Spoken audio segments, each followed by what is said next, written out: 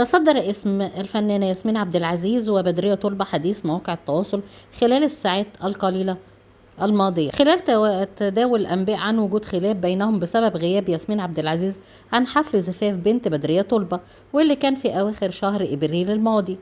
وحضر عدد كبير من الفنانين، واللي أثار الموضوع هو الصحفي هاني عزب، واللي كتب وقال لها حق النجمة الكبيرة ما تحضرش أي مناسبة ليكي في الوقت اللي النجمة بتحضر سحور موقع القاهرة 24، وقبله بتحضر تكريم وشوشة وبتعمل لقاءات وإعلانات، ولكن عمرها ما هتجيلك عشان الشغل البلدي بتاعك والتطبيل اللي بتعمليه مش هياكل معاها.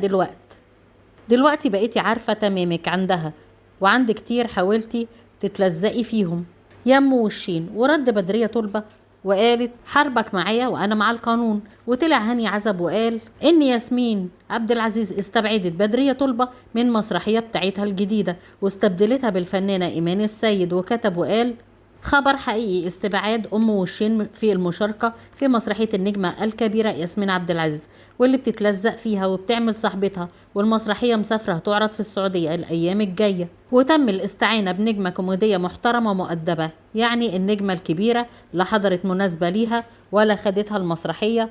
وردت وقالت بدرية طلبة مشكلتنا تافهة ومفيش مشكلة. ومن هنا خرجت ياسمين عبد العزيز عن صمتها ونشرت بوست على صفحتها، ونشرت صورة لها مع بدرية طلبة وعلقت عليها وقالت بدرية طلبة يعني الطيبة والجدعنة كلها، انتظرونا قريبا في عمل مع الفنانة بدرية طلبة هنكسر الدنيا. ده غير ان بدرية طلبة طلعت لايف ردا على هذا الكلام ده، واعلنت انها هتاخد حقها من الكلام اللي قاله الصحفي هتاخده بالقانون. اما عن الصحفي هاني عزب فضل ينشر بوستات ويقول الواحد كان بيتعامل بالحسنى، وكمان قدرت تدخل النقيب المحترم أشرف زكي، ولكن أم وشين صممت على عدم احترام أي حد وعمالة تهرتل وتعمل شغل بلدي. وقلت لها في وشها بلاش الشغل البلدي ده عشان الفساتين عمرها ما بدها تداري والله، والبادي أظلم.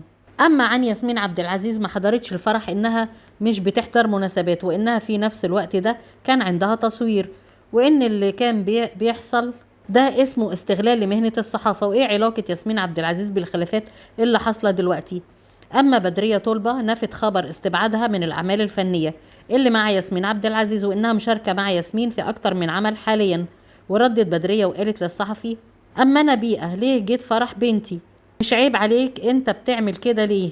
وكتب الصحفي ورد وقال ام وشين اعترفت انها بوشين قدام الناس كلها عرفت حقيقتك، حتى زملائك المقربون حكولي كل حاجة من أيام زمان، الزمن الجميل حتى وقتنا هذا. هنحكي كل حاجة لأن الحكايات جاية كتير ومش بتخلص مع أكبر أخطائك وأخطائي إن عبرتك، لأني كنت فاكر إنك كويسة قبل ما أعرف حقيقتك وإنك بوشين. والواحد مش بيتعلم ببلاش، عايزك كل يوم تعملي فيديو وانا كل يوم هعمل 1000 فيديو، والبادي اصلا يا ام وشين يا كذابه. وبالمناسبه انت اللي دايما كنت بتبعتيلي، وانت اللي سعيتي عشان اعرفك، وكل حاجه موجوده ومثبته، ولكن الكذاب نساي.